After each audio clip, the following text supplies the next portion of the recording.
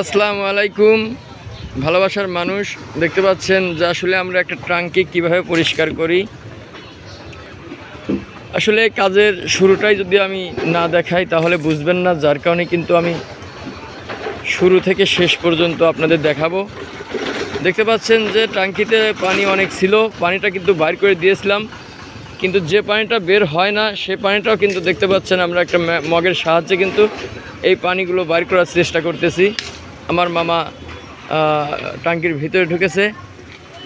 আসলে ট্যাঙ্কির ভিতরে না ঢুকলে তো আসলে এই পানিটা বের করা সম্ভব না। এখন আমরা এই পানিটা বের করে দেব, সম্পূর্ণ পানি বের করে নেওয়ার পরে যে ড্রানি ফিশ, মামা সিলটা কোথায় গেছে মামা?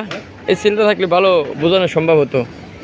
এই ড্রানি ফিশ, এই একটা অ্যাসিড, 1 লিটারের অ্যাসিড, এই অ্যাসিডটা কিন্তু আমরা এখন এর ভিতরে কিছু অংশ দিব, যাতে করে আপনি পরিষ্কার হয়ে যায়। এই ড্রানি ফিশের এতটাই পাওয়ার যে এখানে ধরা বা লাড়াচাড়ার কিছু নেই, খালি ঢেলে দেব আর 5 মিনিট পরে আবার ট্যাঙ্কিতে পানি লোড করব। সেক্ষেত্রে মুট্টি ময়লা যা কিছু আছে টোটাল কিন্তু বের হয়ে যাবে।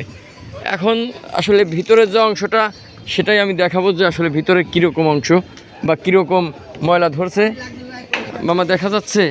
দেখি, দেখেন এটা কিন্তু অনেকটাই একটা খারাপের অবস্থায় চলে গেছে, যে আসলে ট্যাঙ্কি ব্যবহারের অযোগ্য হয়ে গেছে।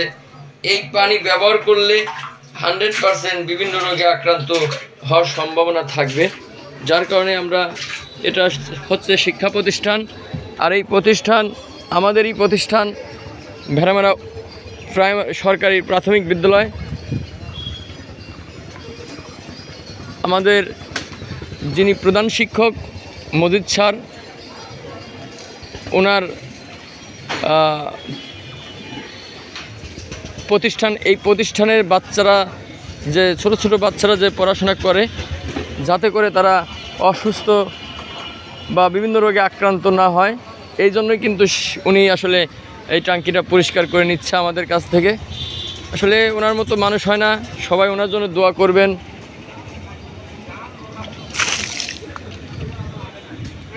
ভালো মানুষের জন্য তো অবশ্যই দোয়া করতে হবে, বা ভালো চাওয়া পাওয়া থাকবে সবার উদ্দেশ্যে।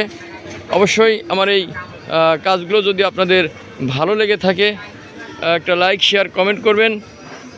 ভালো থাকবেন, সুস্থ থাকবেন, সবার সুস্বাস্থ্য কামনা করেই আমার এই ভিডিওটা করা। আল্লাহ হাফেজ।